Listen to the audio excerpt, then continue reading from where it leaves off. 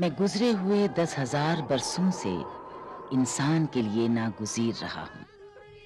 شاید اسی لیے انسانوں نے میرے گیت گائے، رقص کے بھید بھاؤ میں مجھے دکھایا، مجھ پر شاعری کی اور مجھے مصور کیا.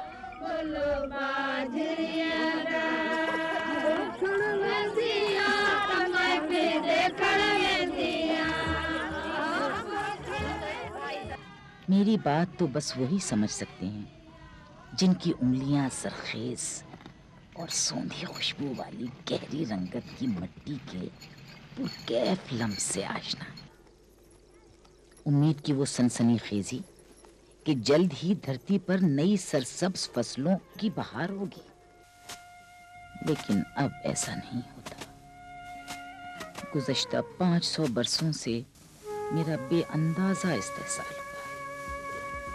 اب میں ایک گمنام کسان عورت ہوں. اب میں ایک فنا ہوتی ہوئی نسل ہوں، اسی طرح جیسے 1 یا 2 ایکڑ کے خاندانی کھیت معدوم ہو رہے ہیں. قدیم زمانوں میں ہم اناج نہیں اگاتے تھے، ہم فطرت کی عنایتوں کو صرف اکٹھا کرتے تھے. جانوروں کو کھاتے ہوئے دیکھ کر ہم نے یہ جانا کہ کون سی چیز کھائی جا سکتی ہے اور کون سی زہریلی ہے.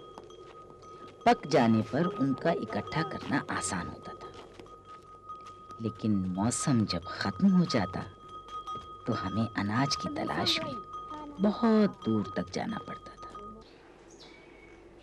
ہر جگہ ایک جیسی چیزیں نہیں اگتی تھیں. بارش والے اور خشک علاقوں میں الگ الگ اناج اور پھل پائے جاتے تھے، پہاڑی علاقوں میں کچھ اور، میدانی علاقوں میں کچھ اور، لیکن ان کی رنگا رنگی حیران کن تھی. ایک ہی پھل یا سبزی یا اناج کی درجنوں یا سینکڑوں یا ہزاروں قسمیں تھیں. ان قسموں کا تعین مقامی مٹی، آب و ہوا، زمین کی بلندی، پانی اور ان کے گرد پائے جانے والی دیگر نباتات اور حیوانات سے ہوتا تھا. اور یہی وہ زمانہ تھا جب ہم نے یہ سوچنا شروع کیا کہ زندگی کتنی آسان ہو جائے اگر ہم اپنی پسند کی ساری چیزیں کسی قریبی جگہ پر اگا لیں. لیکن ہم ایسا کس طرح کر سکتے تھے؟ تب ہم نے فطرت کے کاموں کو کچھ اور غور سے دیکھنا شروع کیا. آخر فطرت بھی تو انسانی مدد کے بغیر ہر کام خود انجام دیتی تھی. سال بسال فطرت کا یہ سارا خزانہ لاکھوں جانداروں کی خوراک بن جاتا اور پھینک دیے جانے والے بیجوں سے ایک بار پھر اگاتا. دنیا میں تمام جانداروں کی ضرورت سے زیادہ خوراک موجود ہے. سب سے اہم سبق ہم نے یہ سیکھا کہ کسی ایک فصل کو بہت بڑے علاقے پر کاشت نہ کیا جائے، کیونکہ اگر فصل بیمار ہو جاتی یا اس پر کیڑے حملہ کرتے تو ساری فصل متاثر ہو سکتی تھی. یہی وجہ تھی کہ فطرت صرف ایک فصل نہیں بلکہ طرح طرح کی فصلیں پیدا کرتی تھی. ہم نے فطرت کی دانائی کی پیروی کی. ہر پودے کی اپنی منفرد غذائی ضرورتیں ہوتی ہیں. جو شے ایک پودا استعمال نہیں کرتا وہ دوسرے کے استعمال میں آتی ہے. ایک فصل جب میلوں تک پھیلی ہوئی ہو تو وہ زمین میں سے ایک طرح کی غذائیت حاصل کرتی رہتی ہے، یہاں تک کہ وہ غذائیت ختم ہو جاتی ہے اور زمین اس فصل کو دوبارہ پیدا کرنے کے قابل نہیں رہتی.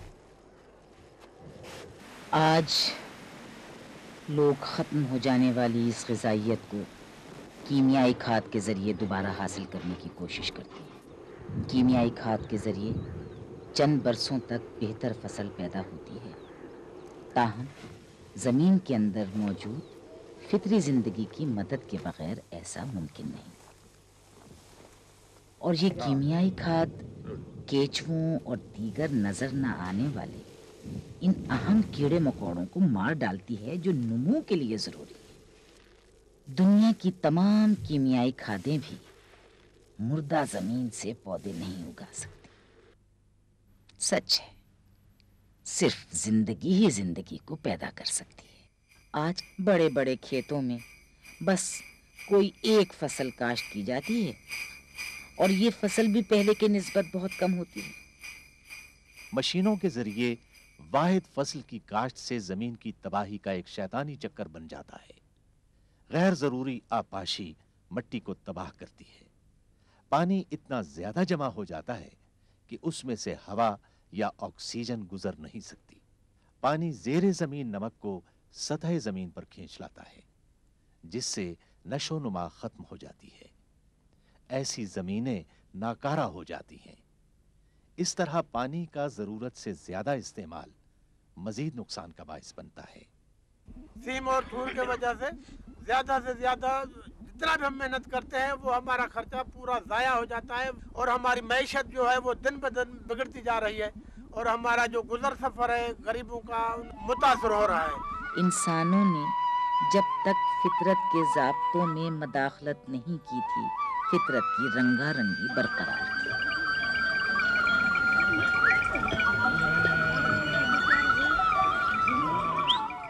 لیکن جب لوگوں نے جنگلوں کو صاف کرنا اور وسیع علاقوں پر محض چند فصلوں کو کاشت کرنا شروع کر دیا تو اس نے ماحول کو یکسر تبدیل کر دیا اور اسے مستقل تباہی سے دوچار کرایا۔ ہم نے جانا کہ جنگلی حیات فصلوں کو ہرا بھرا رکھتی تھی۔ یہ جاندار کھاد مہیا کرتے اور بیج بکھیرتے تھے۔ دنیا میں ایسے کیڑے مکوڑے یا پرندے پائے جاتے ہیں جو مخصوص فصلوں کو نقصان پہنچانے والے حشرات کو ختم کر دیتے ہیں۔ سو ہم نے انہیں لبھانے کے لیے ان کی پسندیدہ فصلوں کا اضافہ کیا۔ ہم نے یہ سیکھا کہ فطرت سے حاصل کرنے کا سلسلہ کب روک دینا چاہیے اور کب اسے تنہا چھوڑ دینا چاہیے تاکہ وہ اپنی توانائی بحال کر سکے اور پھر سے جوان ہو سکے۔ فطرت بھی انسان کی طرح ایک زندہ شے ہے۔ اسے بھی فصلیں اگانے اور پھل پھول لانے کے درمیان آرام کی ضرورت ہے۔ لوگ اگلی فصل کے لیے بہترین بیجوں کا انتخاب کرتے اور آپس میں بیجوں کا تبادلہ کر لیتے، جس سے فصل بہتر ہوتی۔ سخت جان بیج نئے ماحول سے مطابقت پیدا کرتے اور یوں سبزیوں اور اناج کی نئی قسمیں پیدا ہوتی۔ ایک کنالا کتنا بی پیسی؟ یہ 6 کلو بی پیسی جی کنالا میں بی پیندا نا۔ اچھی فصل دا بی جڑی ہے رکھیا اساں۔